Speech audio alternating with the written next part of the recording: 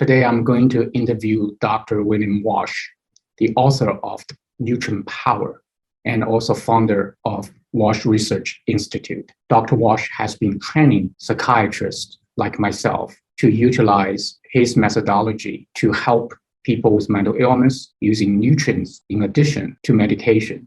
It has been part of our integrative mental health program, and we have had incredible success with his protocol and his series.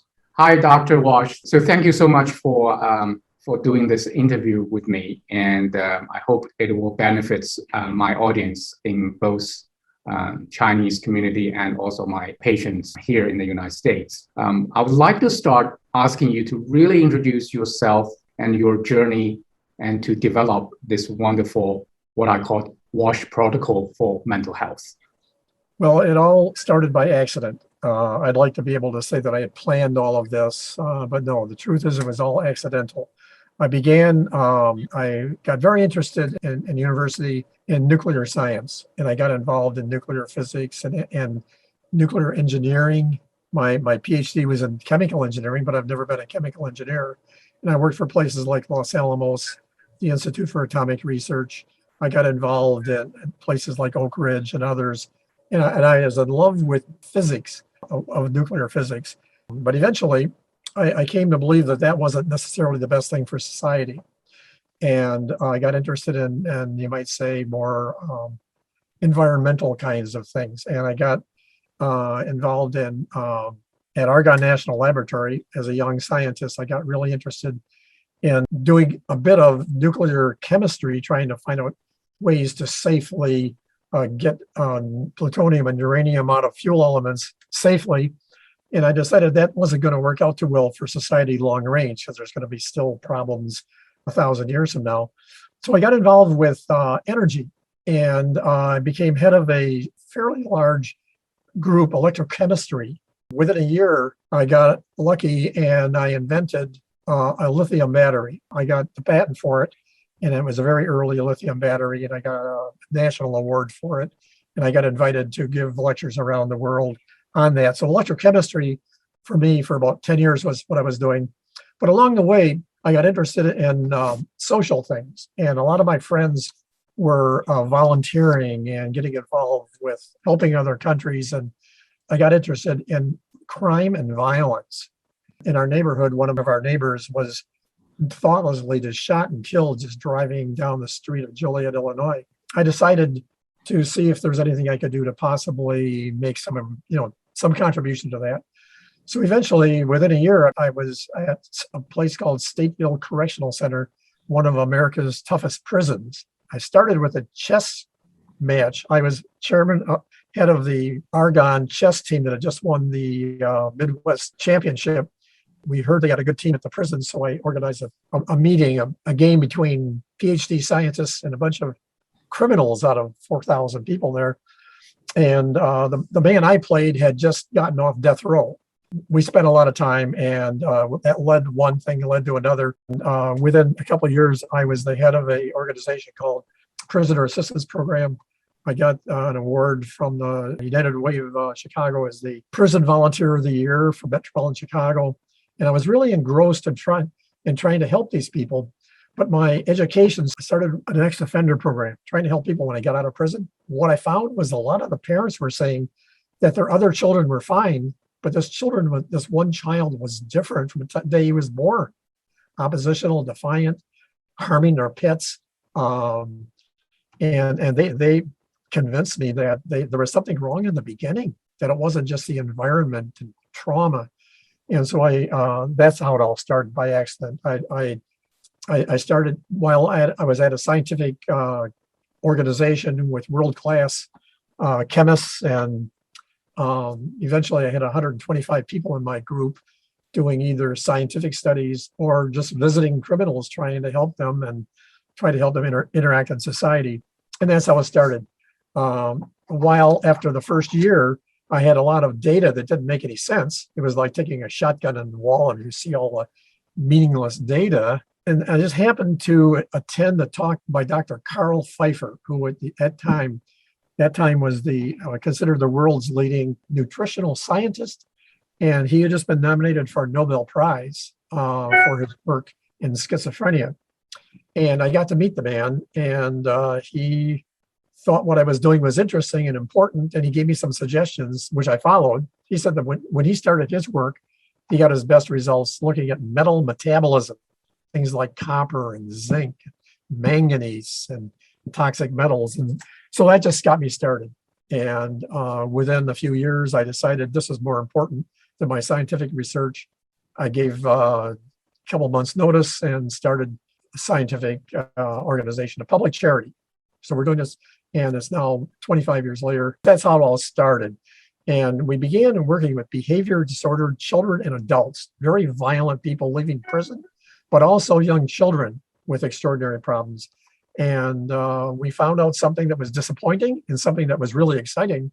The disappointing thing was, yes, the criminals we tested and treated, and there were many of them, more than 800 felons, including many convicted murderers and sociopaths. And we learned a lot about their chemistry, but we found that the treatment programs we gave them seemed to be very successful for maybe 6 months or a year. But then 5 years later, we found out they were all back in prison, almost all of them. And very disappointing. And we found out it has a lot to do with if they were already involved with drugs and alcohol. And also they had a self-image of being criminals and hurting people. But that was the bad news. We've still have never learned how to take these violent people and turn them into pussycats. But the good news was that the violent children with the same chemistry headed for prison, they did really well. We had to get them early enough. And so then I started a clinic that eventually had about 50 employees. And we were one of the largest clinics in the world for a while for nutritional work, number of doctors, nurses, and all. We expanded into schizophrenia, depression, anxiety, and then more recently, autism and Alzheimer's. So that's a summary of what happened. I was requested by a couple of countries, namely Norway and Australia, that wanted to learn our protocols for normalizing chemistry. So that started a training program. And my original goal was to teach these protocols. The way to use nutrient therapy really is I think of it as nutritional psychiatry, where we've learned that nutrients can actually adjust neurotransmission and directly affect and improve brain function. So now my original goal was to get this information to 1,000 doctors throughout the world. We've just achieved that goal, and it's getting faster and actually expanding. So we now have about more than 1,000 talented doctors like you around the world who are helping patients using these techniques that work together with medications and work together with counseling. They're in harmony with those. They can greatly reduce the need for medication and, of course, side effects. And the most important thing is for them to have a better quality of life.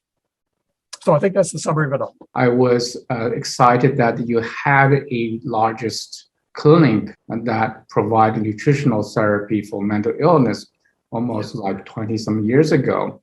And I'm curious about what happened to that clinic. And the second is not really question, is testimonial, because I'm one of the students studied with you almost like 10 years ago. And we have utilized the protocol in our clinical practice. There are a few patients who can only afford to do nutritional therapies because we offer other modalities in combination with nutritional therapy.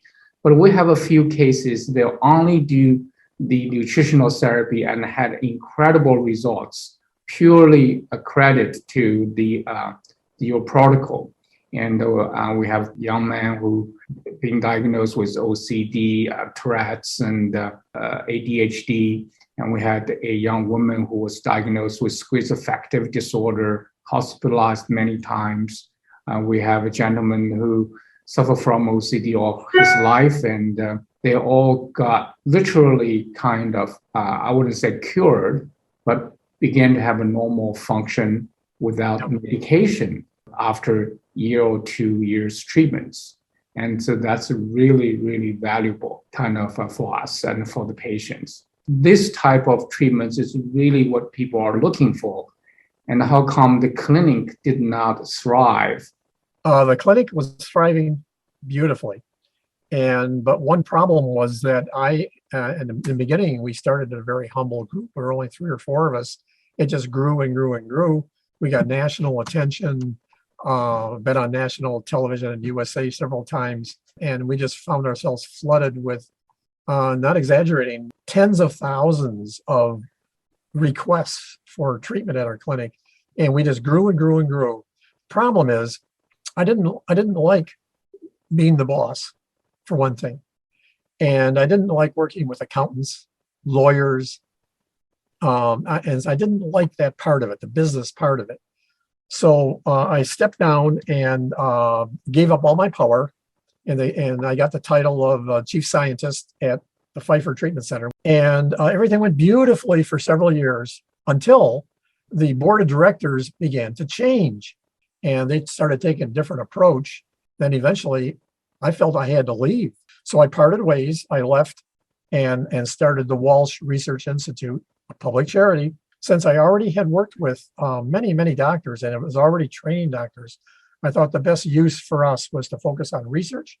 And we're very active in scientific research, and it's going really well, by the way.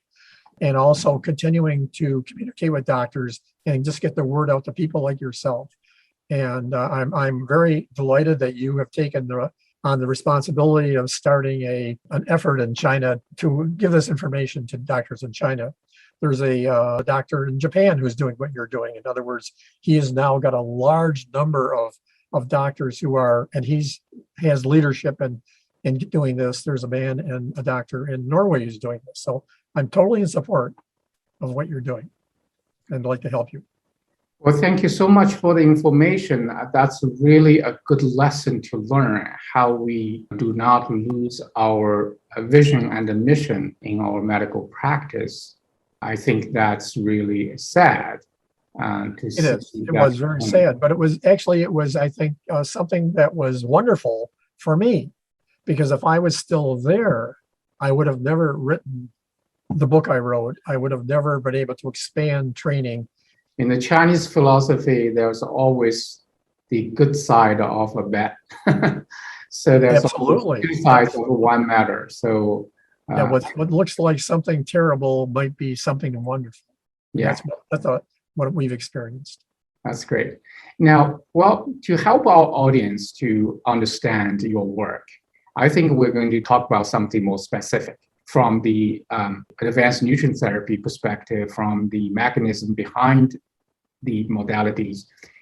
So I'm going to just go through a common conditions that people are suffering from, and just get your summary of what the advanced nutrient therapy would provide and why. And let's start with, of course, the depression first.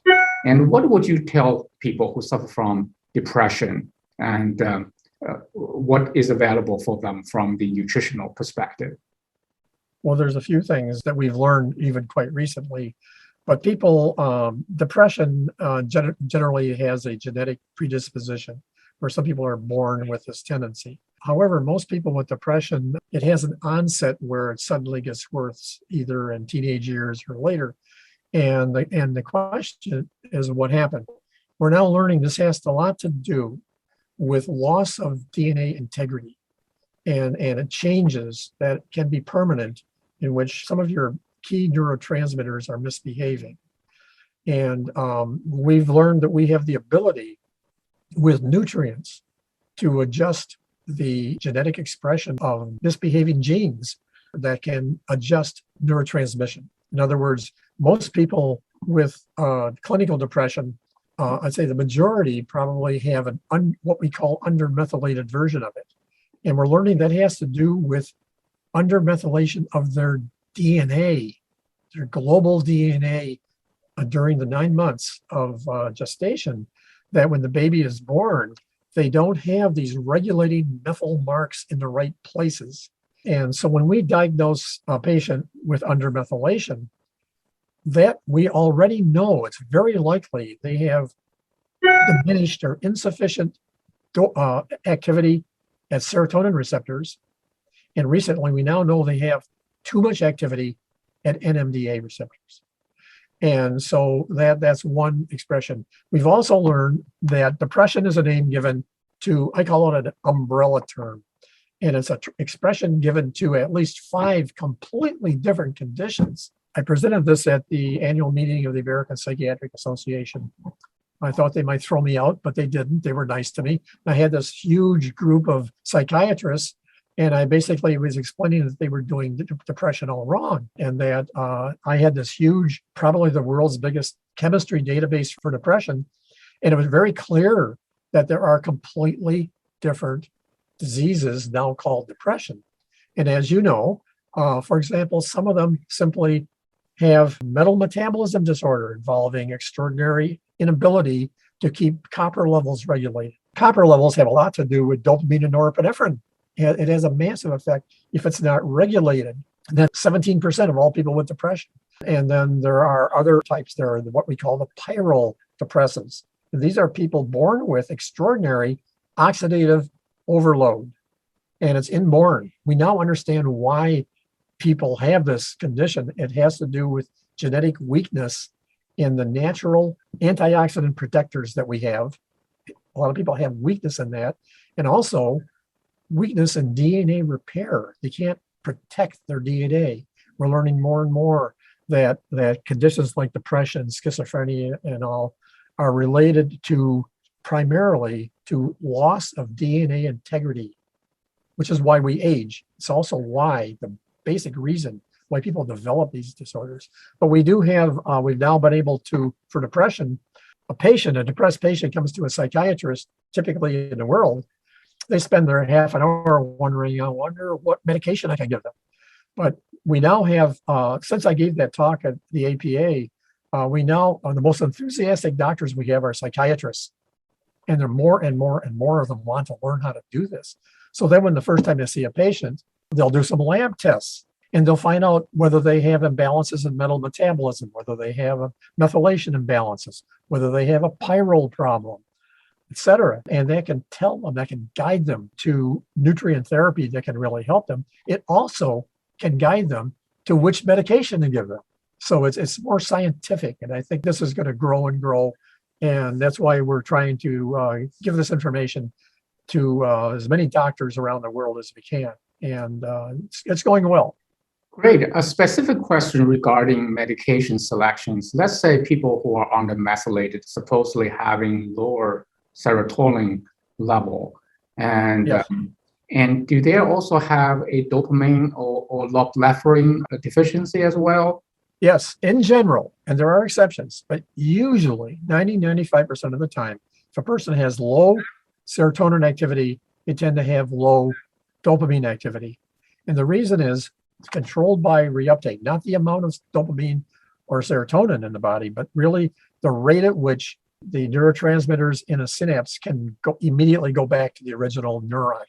And reuptake is controlled by serotonin. That's controlled by a gene called a SERT gene, S-E-R-T, serotonin transporter program.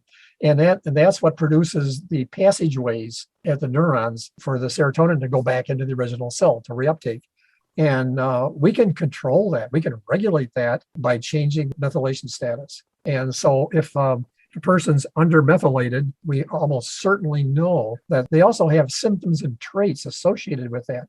It's not because their body's methylation is under-methylated. It's because of their DNA methylation. I call it global DNA methylation.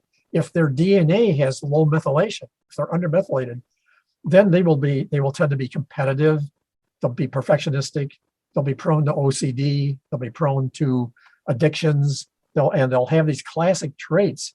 And that's why when we treat methylation, people who have these traits, they still have those same traits after we normalize the methylation in the body. It's because it's controlled by their methyl bookmarks on their DNA, and they don't change. So that's why those things tend to be the same. So we're learning a lot about how to help people. For depression, now got the 5 major types of depression, and we got individual therapies for them, nutrient therapies, and recommendations of what medications. If a person is under-methylated by our diagnosis. And if they have low serotonin activity, that means we don't want to give them a medication that's going to reduce serotonin activity. A good example is dopamine. Some people have problems with too much dopamine activity or too little. One group that tends to have a lot of excessive dopamine activity are schizophrenics, classic paranoid schizophrenics, especially the ones who are tormented by hearing voices, who have a sensory disorder where their senses fail them. And so now throughout the world, if a person is diagnosed with schizophrenia, the treatment of choice usually is to give them a drug that will lower dopamine activity based on the dopamine theory of schizophrenia. So what works really well are folates and B3 niacin, because they tend to drop dopamine activity. Problem is they also drop serotonin activity. So you have to be careful. So we can, just knowing their basic methylation status, we can identify medications that are promising and not promising. For example, benzodiazepines, and they have problems with addiction tendencies, but they work especially good for over-methylated people. And they tend to harm under-methylated people. And there's a lot of both groups you need to know, so we can really assist psychiatrists in identifying which medications. Whenever we have a patient who comes to you first time and they're taking medications, drug medications, they don't call them biologics. I guess that's a more comforting name for publicity reasons, but they often can't wait to get rid of their medications. And we say, no, you must continue the medication and do both treatments together, because our nutrient therapies often take 2, 3, 4, or 5 months to really get the full benefit. And then after you've done both together, and provided that the patient has dramatically improved, then only then you start cautiously lowering the drugs. We are not opposed to drug medications. They've helped millions of people. I've had hundreds of people tell me how drugs have saved them and helped them. So we're not at all against them. However, it would be nice to use as little of it as necessary, because they have side effects and other problems. So let's move on to generalized anxiety disorder, which has a variety of subtypes, panic attacks, OCDs, PTSD, and social anxiety. And so would you comment on that, what advanced nutrient therapy would do for these folks? Okay, we have just recently now put together and beginning to publish the phenotypes of anxiety. And most doctors, including the doctors we work with, don't have the insight you have of the different types of anxiety. And there are 3 major forms of anxiety. And I think you already know what they are. For example, there are the over-methylated people who have excessive activity at norepinephrine primarily. And that means anxiety. And especially if they don't have enough GABA activity to balance that.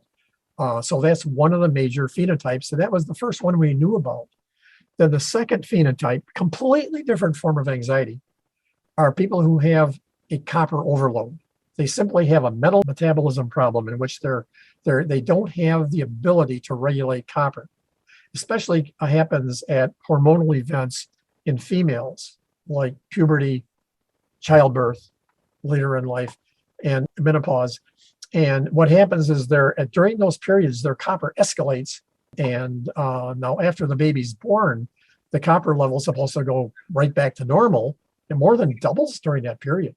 And high copper levels cause enormous increases in norepinephrine, which is an anxiety neurotransmitter, basically, and causes hyperactivity of norepinephrine firing. So that's one of the key forms of anxiety, and that's my favorite form, because all we have to do is fix their copper and they become normal. I know you've experienced that.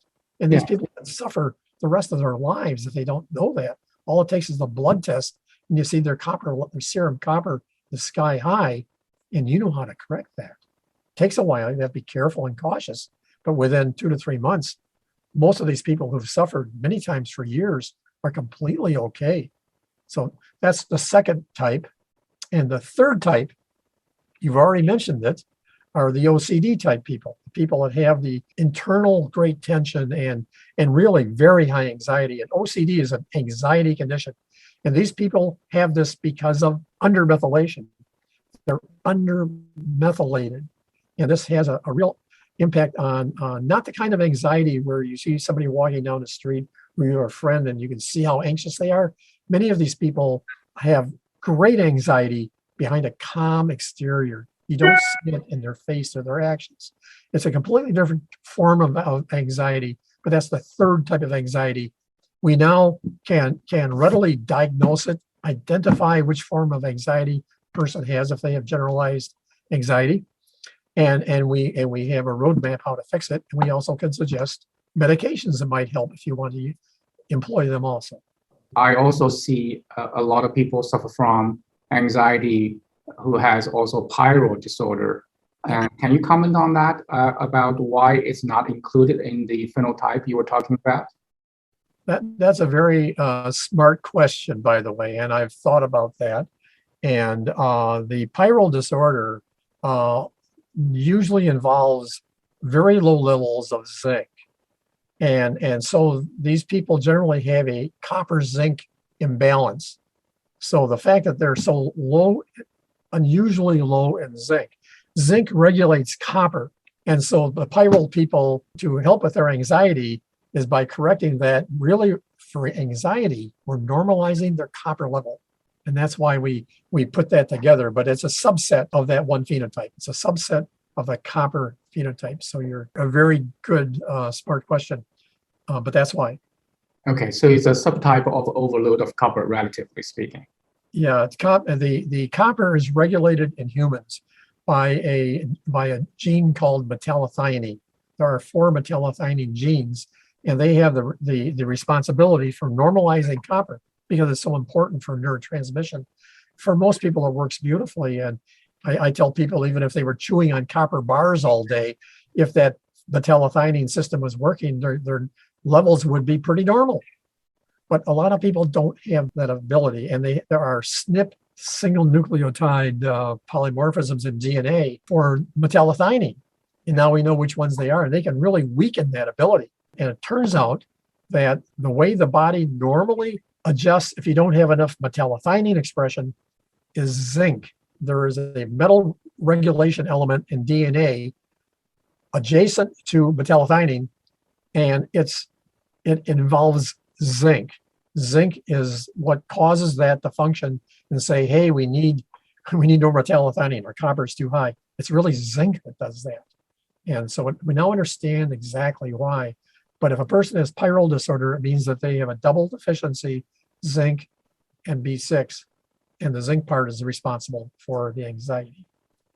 Great, thank you so much. In my clinical practice, one of the most challenging type of patients has a tendency to be bipolar, quote unquote, or bipolar depression, or type 1 or type 2.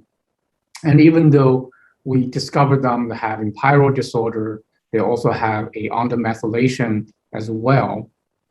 And for some reason, just trying to correct these 2 conditions did not seem to have the same impact on them as we treat people, say, have just major depression or other diagnoses like OCD. And so it looked like bipolar has something more than what we know about. Can you comment on that?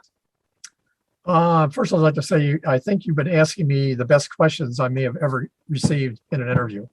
Bipolar disease is different. It is not like depression. It's not like schizophrenia. It's an entity unto itself. It's unique and it's different. For example, it has the strongest genetic tendency of all disorders. It's far more, if your mother and father have bipolar disorder, you're about 80% likely that a child will have bipolar disorder. Whereas with schizophrenia, it's only about 30%. And so there's a stronger genetic tendency. But the unique thing about bipolar disorder is that, first of all, the median average age for onset is age 25. So it's a late onset disorder. And yes, some people have symptoms and things going wrong before the onset, But many patients, I've had hundreds of them. I've had a total of 1,600 bipolar patients that I've evaluated, and I have their chemistries. I've had many cases of people that were doing just spectacularly well in life, and then in a period, very short period, they developed very surprising anxiety and mania, and then were diagnosed with bipolar, and they had this problem the rest of their life. And they would cycle between mania, and the mania tended to always increase and worsen, and then suddenly shift into a depressive phase.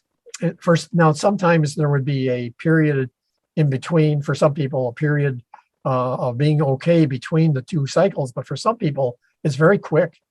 And they can, as you probably know, bipolars can shift from mania to depression, a completely different condition. If you don't get effective treatment, they might cycle the rest of their lives.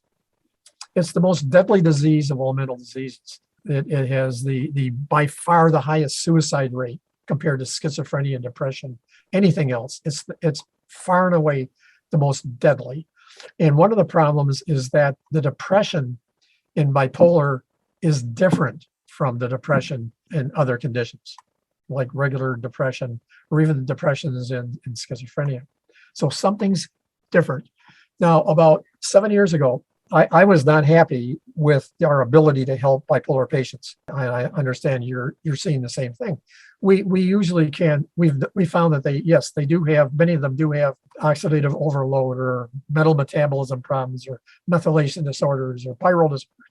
And they usually report improvements, but they usually don't report that they're completely okay, that it helps a bit, but not nearly enough.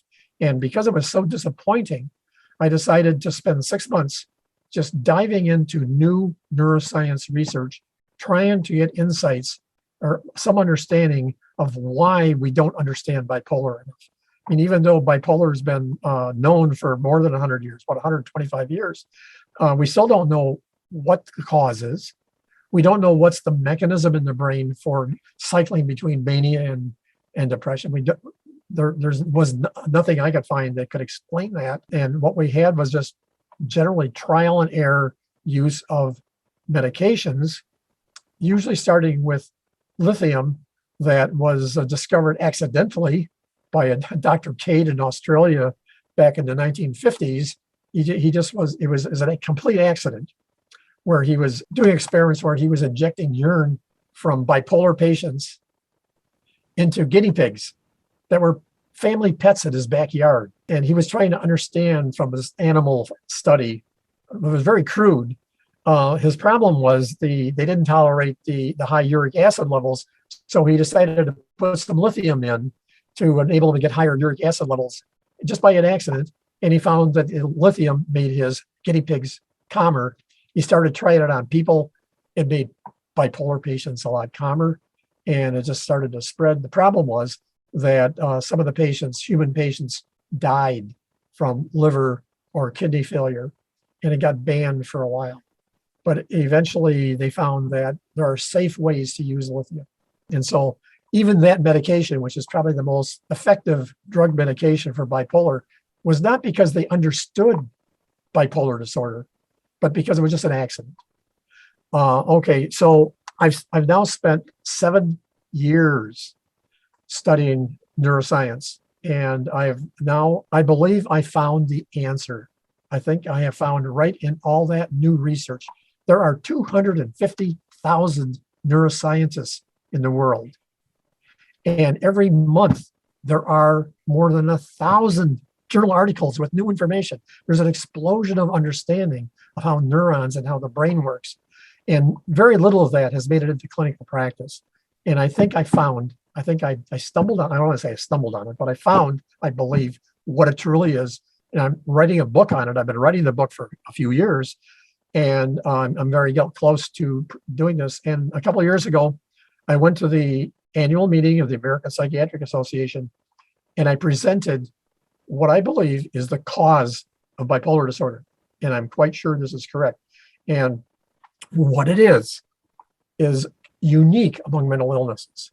It is the inability for our brain neurons, our 80 billion brain neurons, to achieve the really high voltages or potentials that our neurons achieve. We have 80 billion neurons, but they're each voltage of these tiny little microscopic pieces of protoplasm.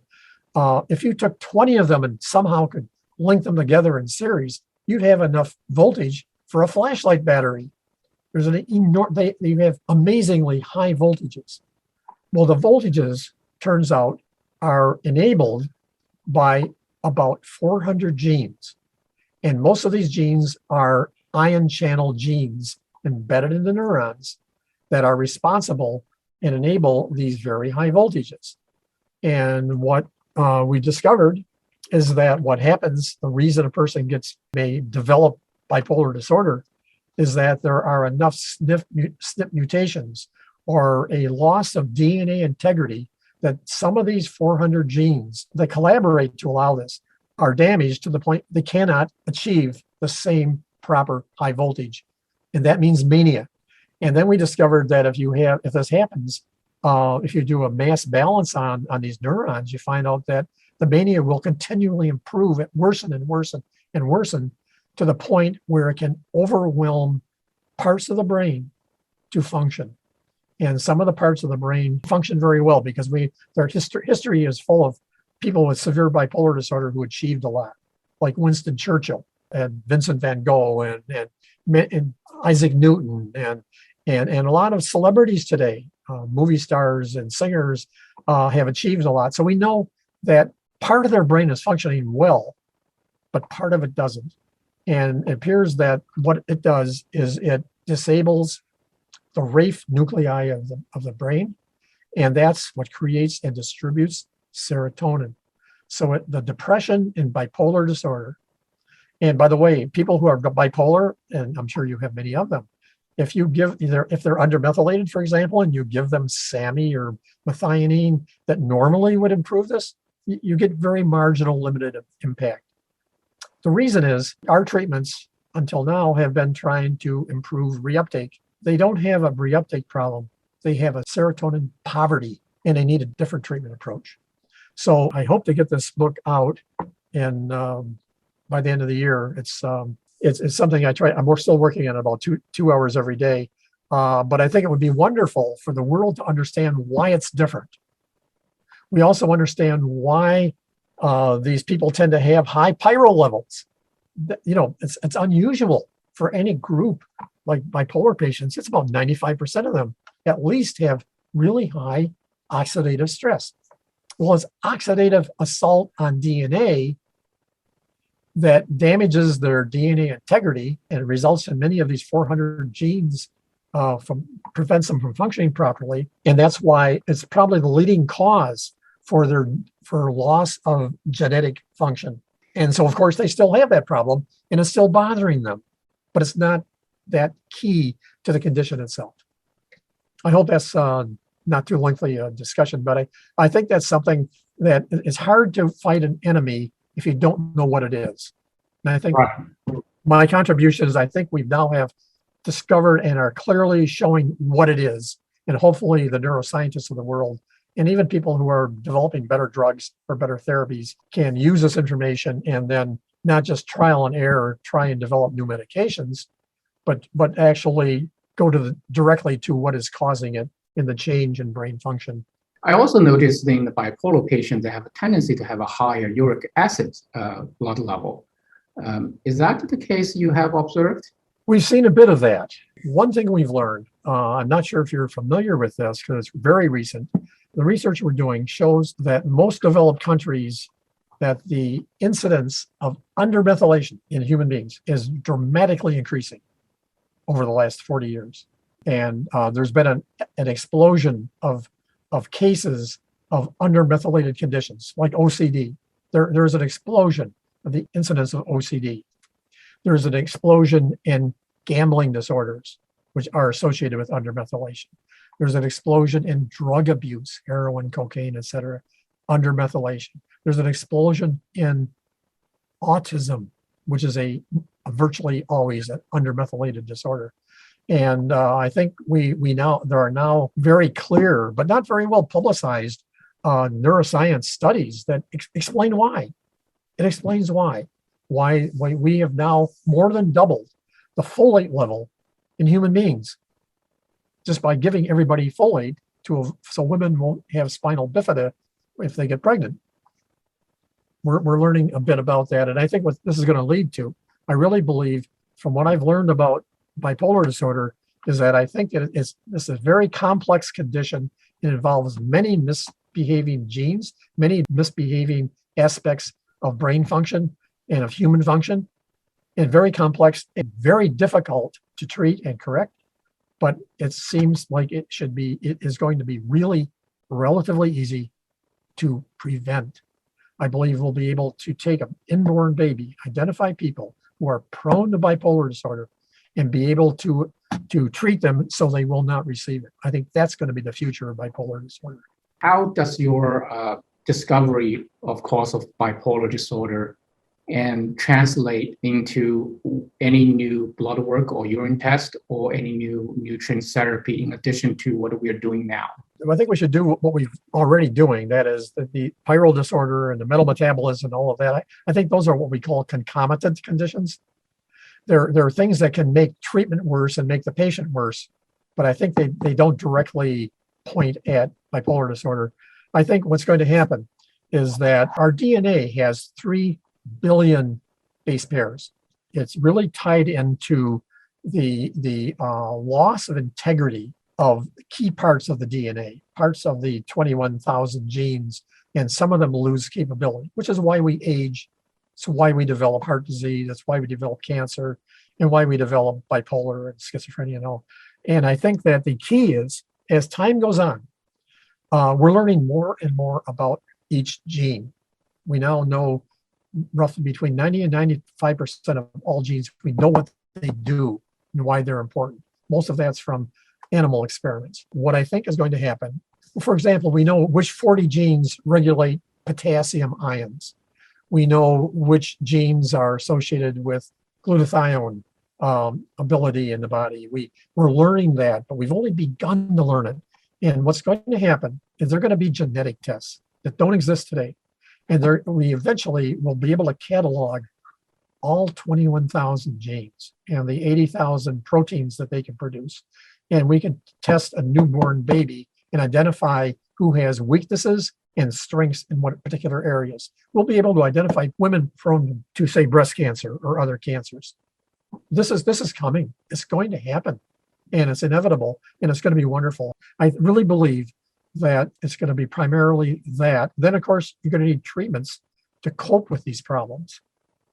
So there will be a large number, I think, of new lab tests. I'm hoping what my book will do is get all the scientists and people to study this and develop creative ways to cope with the problem that we've now defined. You mentioned the words serotonin poverty. And what does that mean, and how that affects we treat serotonin deficiency that we're doing now? Okay, most of us, because of genetics, who are healthy and typical, when we're born, we don't have a lifetime supply of serotonin. It's created every day. All day, every day, our body is making more serotonin. Okay, we now understanding how that occurs. But some people are low in serotonin activity because of not just the amount of serotonin, but even more so the function of the genes that enable serotonin activity, the firing of serotonin neurons into the synapse. So what this means is that we have to have serotonin, or else we're going to have a problem. And in bipolar disorder, I believe it's serotonin poverty, because we've disabled the RAPE nuclei. I'm not sure I'm pronouncing that right. RAPHE nuclei, which are it's a part of the brain, mostly in the base of the brain, but the neurons go throughout the brain, and that's where the serotonin comes from. That's where it's produced. By the way, you don't have that in your body. The serotonin in your body is very important, but it's completely different. The synthesis of it is completely different from the brain. The brain, it all comes in the RAPHE nuclei, and we know the steps. But if that's shut down, as I believe it is in most bipolar cases, then you simply don't have enough serotonin, and it can't be fixed by reuptake. It might be adjusted a bit. We need to somehow cope with that with treatment, and I think that will be that people will be able to develop that. Now they realize that that's really the problem.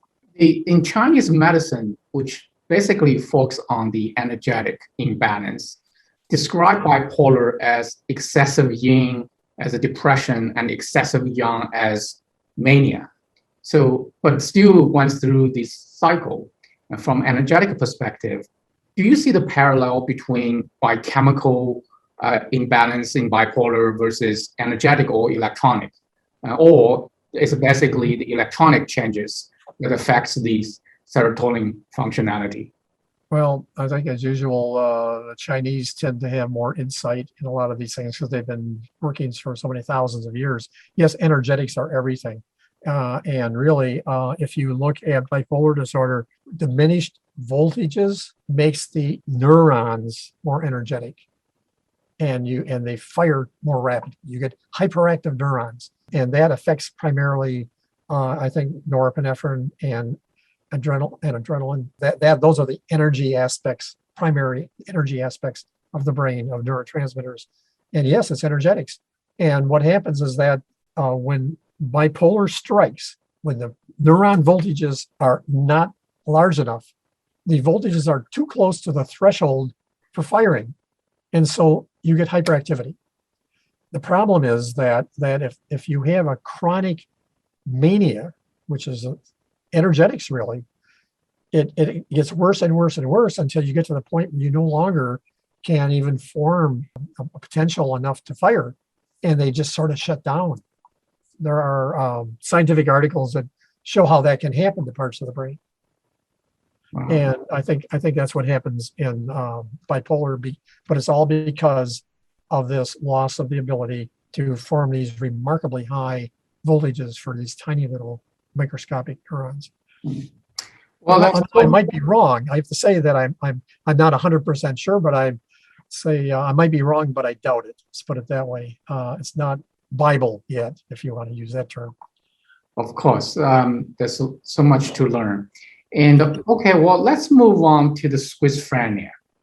And this is another very confusing concept, kind of a kind of basket of variety of conditions putting together. Yeah. And even by itself have so many subtypes. So from the biochemical perspective, and what do you say about schizophrenia so far we have learned? You're right. There are probably at least a dozen different forms of schizophrenia. The major groups, however, the primary groups, for many years were what we call the over-methylated type.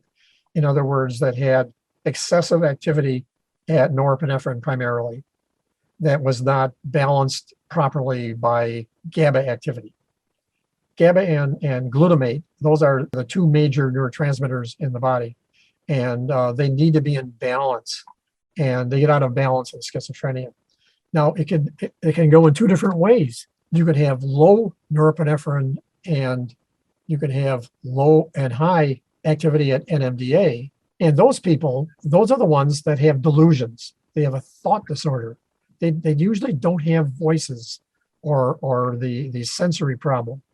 And so that's one of the major categories. The other category is the exact opposite of that.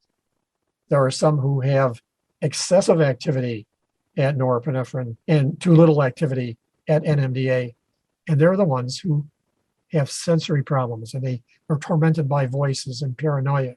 We usually understand what in science before we understand why. But at least we know what, and we can now categorize the various types of schizophrenia, the leading types. But there are splinter types, many of them. You've probably already met people that didn't fit one of these three and needed something else. It's just where we are at this particular stage, clinical work. It runs in families. We're not quite sure which genes are misbehaving, but eventually we'll find out. We're going to find out exactly. As time goes on, we will know what I think at birth, whether people have predisposition for this. I think at birth, for example, we'll soon be able to identify babies with predisposition for autism.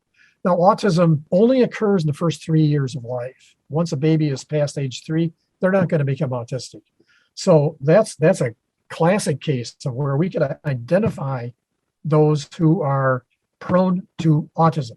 They're prone to their DNA sharply losing function in that early age during the development as the brain is being developed. And we now know that a weak link in our DNA is a nucleotide called guanine, Guanine. Well, we have enough DNA and enough guanine, and in these people that are having damaged guanine, that it shows up in the bloodstream. And we now today can analyze for that. We can identify babies who are prone to autism, and we know how to correct it. In that case, you would load them with powerful antioxidants to compensate, to protect the DNA, and you would also put them in an environment where they wouldn't have enough assault by the environment, whether it's chemical or cosmic radiation or whatever. So I really believe that we could eliminate autism from society within 10 or 15 years if people realize this. And actually, I've presented this at autism conferences. Nobody seems to pay attention.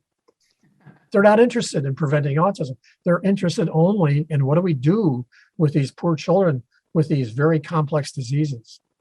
To me, it's like polio. You're too young to remember polio in the 40s. Yeah. But I grew up at that time, and that was a similar disorder. There were these children who were cripples, who made crippled by polio. And for 20 or 30 years, there was a huge amount of effort trying to understand how to help these people. And they were able to help to some degree, but still there were children in iron lungs. There were children in crutches the rest of their life, children who couldn't walk, people who couldn't walk the rest of their life. And how did they correct it?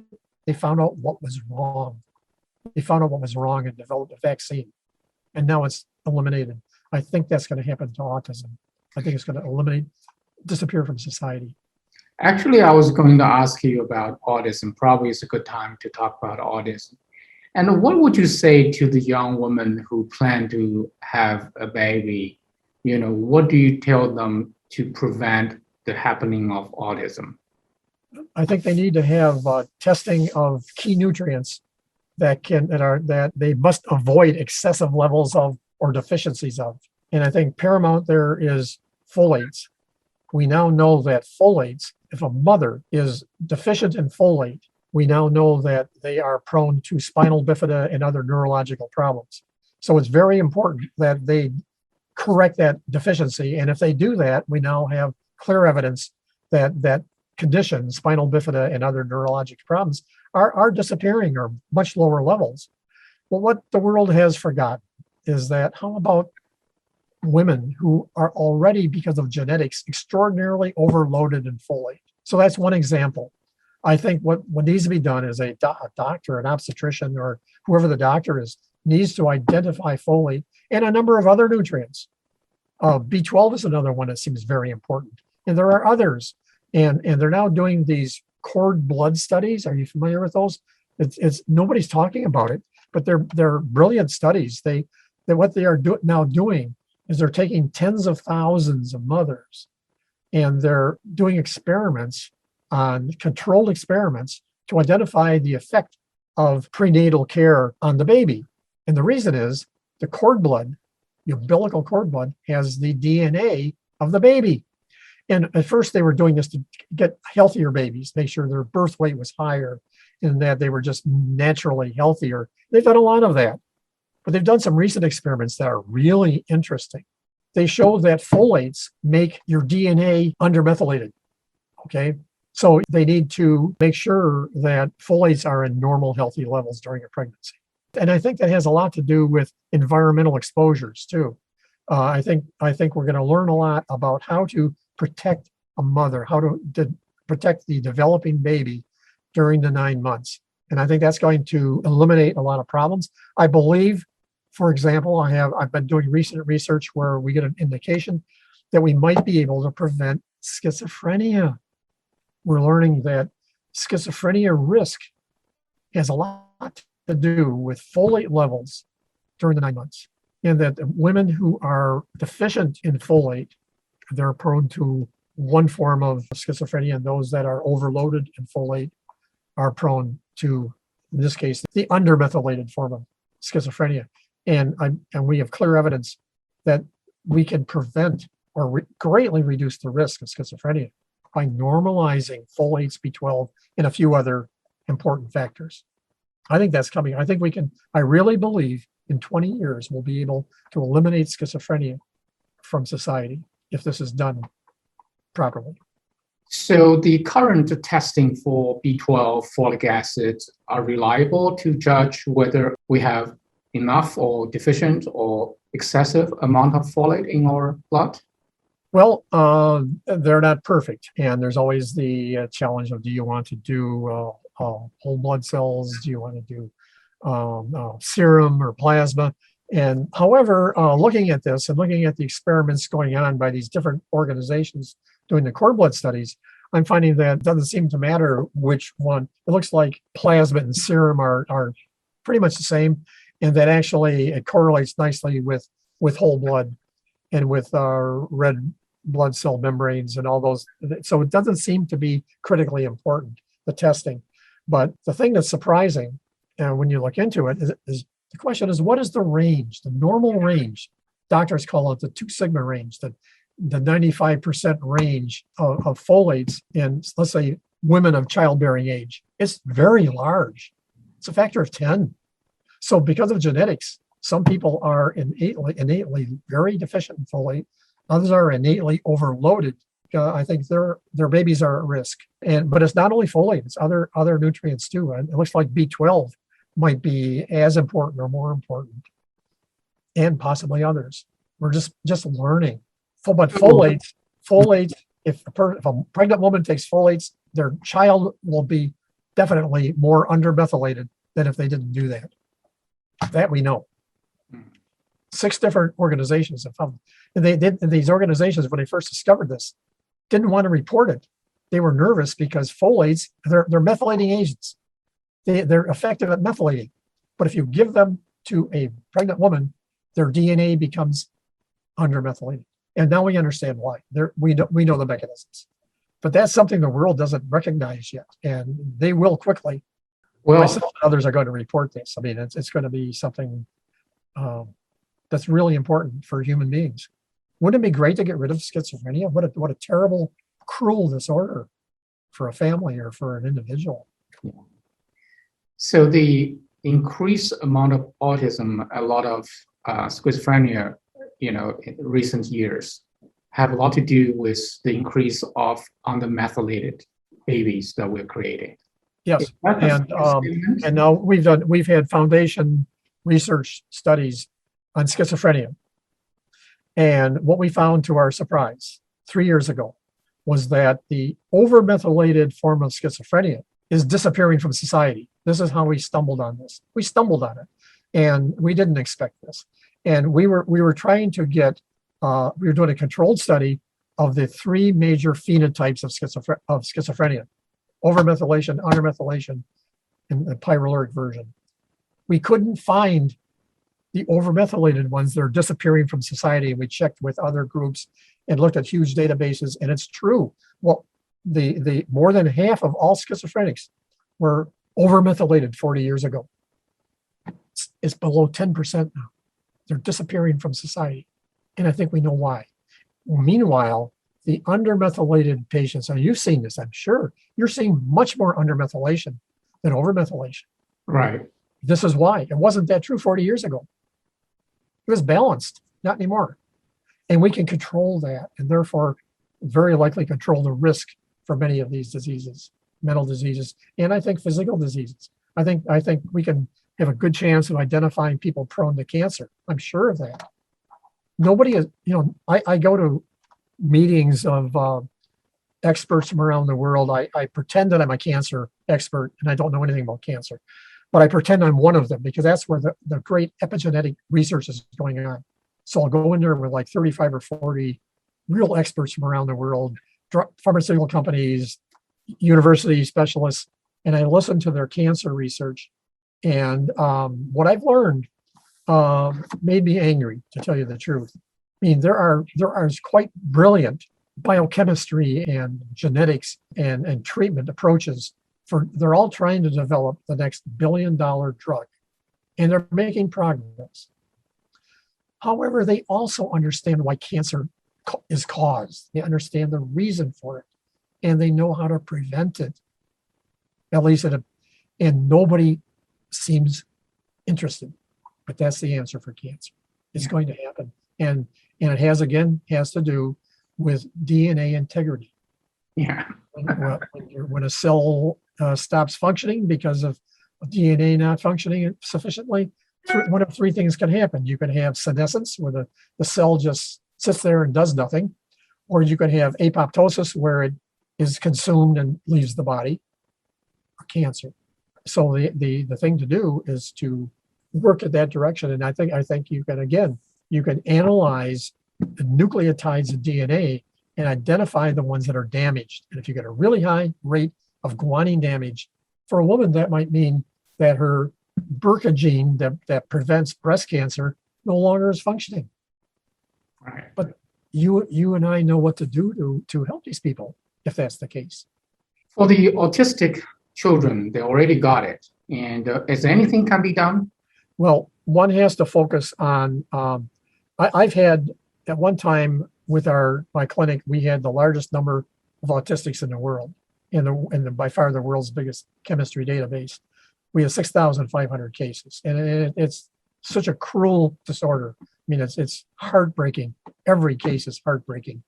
But what we learned is that if you get early intervention, if you can begin treatment before the age of 3, you have a very good opportunity to treat the disorder, make it far less significant, and in many cases, essentially cure the patient. And we have many of those cases, but we have many more where we began at the age of 6. You can get more progress with a 2-year-old in a month than you can in a year with a 6-year-old. Early intervention is so important. It's got to be diagnosis. There's also a problem lately in misdiagnosis. These autism spectrum disorders, they are not autism. They're completely different from classic Canner autism. And more than 2/3 of all people now diagnosed as autism spectrum do not have autism. Their brains develop more normally. They're not. Whereas autistic brains, if you have a child with true autism, by the time they're 10, 12, 15 years old, if you analyze their brain, their brains did not develop normally. They did not develop normally. Now, one thing I think is really important is metallothingning, which I mentioned before. One thing we learned in our database is that virtually every autistic child has extraordinary copper-zinc imbalance, and metallothingning is not functioning. And we know that metallothingning is not only important for copper regulation, it's very important for development of the brain. It has so much to do with the brain actually developing. We think that's one example of something that you can do for autistic children. But you need to correct their mental metabolism. They're all under-methylated, every one of them. 99% of true autistics are under-methylated. And yes, you can help them with our therapies, but you need to do it before the brain development is completed. And by the time of age 3 or 4, 95, 98% of brain development is completed. And if you don't correct that early, they're going to have those problems, some problems, the rest of their lives. So the earlier treatment definitely is more productive, but the correcting their biochemical imbalance like under-methylation still useful even the children are older, right? Yes. Yeah, I think I'm sure that I can't explain in detail exactly the mechanisms, but I think it makes sense that to normalize that important aspect of a baby's development, because we now know that methyl bookmarks, whether they're attached or not attached to promoter regions next to every gene, that determines the rate of gene expression. So if your methylation is abnormal on your DNA, your gene expression will be abnormal, your brain development will be abnormal. Now, you and I think, are both under-methylated. Am I right? There are advantages to being under-methylated, and there are negatives. The advantages are people who are under-methylated are competitive, they're determined, they don't give up, they tend to be OCD. And if you channel that into a career or into a sport, all the great athletes are under-methylated. I've tested some of the greatest athletes in the world. I used to work with Olympic champions and champion boxers and the really good ones are really under-methylated. They just want to succeed. And a lot of them become doctors and scientists. The negative is they're prone to low serotonin depression. They're prone to obsessive compulsive disorders. They're prone to addictions. If you were to do a study of people who are heroin or cocaine addicts, most of them, you'll find a strong tendency of under-methylation on and on. So there's positives and negatives. Maybe you and I have been somewhat lucky to avoid the really bad things that could have happened. I think one thing they will be afraid if we correct their under-methylation, they will lose that competitive edge. Is that possible?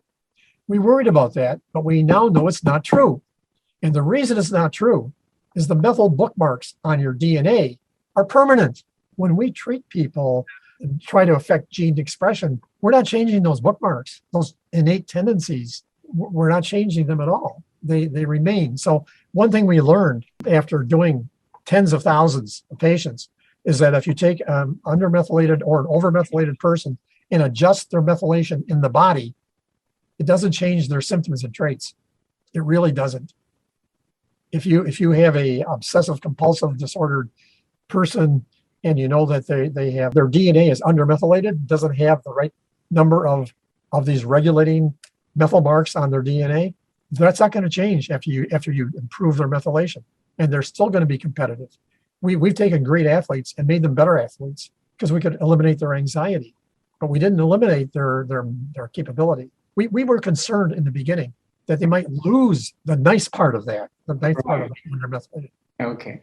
So we're going to finish with the last question because you mentioned that 2/3 of autism, autistic spectrum disorder do not have the autism. How do we separate them? How do we differentiate them in our diagnostic process? Well, let me try to explain quickly. For back when I was running the Pfeiffer Treatment Center, we did a number of scientific experiments with universities and with the government. And the reason was we had this huge number of autistic families coming every day. We might have 10 or 15 families every day coming to our clinic with an autistic child. What we did is we got the approvals, did the ethics, and got the approvals to take blood samples from classic cases and do that in conjunction with researchers from universities and others. And so I had so back in, I think it was 2005, well, early on, from 2000, 2005, I had a researcher who worked for me, and every time a family would come in, I had them study the case to determine whether or not they had classic autism that would be suitable for an experiment where you want to be really careful or not. And up until, actually it was 1995, what was happening was that this is like one time in 100, there would be something else, and it wasn't quite right. Maybe a head injury or deprivation of oxygen at birth or a more of a developmental disorder. But in general, almost all the cases were proper for the experiment. And then right at that time, over a period of 2 or 3 years, there was a huge change. And it was because of this whole idea of an autism spectrum.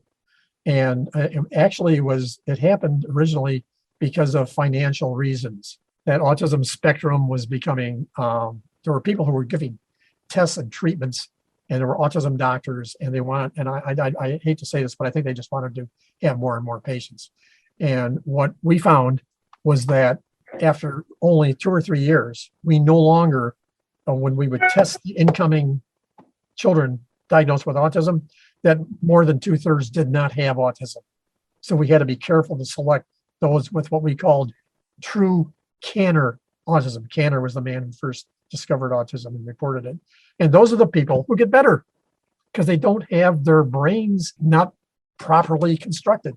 And so there's all these doctors and others and families saying, how wonderful, my autistic child is no longer autistic. But you can easily tell. I now have patients who come and say, my 10-year-old has been doing pretty well in school, but he now has this autism diagnosis. Well, there's 11 classic symptoms of true autism, and he might have 4 or 5 of them, and but not have the case. If a person has true autism, they're not going to be speaking properly at the age of 3. they're not going to be, there are all these things that true autistics cannot do. And it's so heartbreaking for those families. But it's a different animal, so to speak. Dr. Walsh, thank you so much for the time, Talking to you. knowledge, and I have to say, to be continued. I would bother you again, and we'll talk about your new books down the road. And we have many questions from our patients, our audience, and so periodically I will come to have you talk to them again. Thank you so much. I want to mention that we have a new program, and we now have more than 1,000 doctors like yourself, although most of them many of them are not as capable as you, but we have more than 1,000 doctors who are now doing this. And but a lot has happened in the intervening years. There's advances in neuroscience, advances in biochemistry, and we now know about what, and so we're having in January, we're having our first time, we're going to have a 3 Saturday updating session where we're going to invite everybody to see all the new advances and what we've learned. And we hope to do that every year too.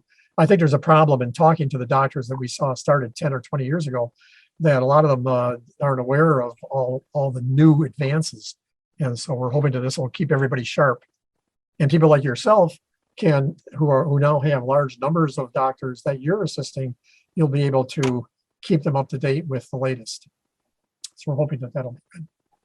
Good talking to you. You've asked some of the best questions I've ever had. I've been interviewed hundreds of times. You're in the top 10 with asking really good questions. Thank you so much. So talk to you soon.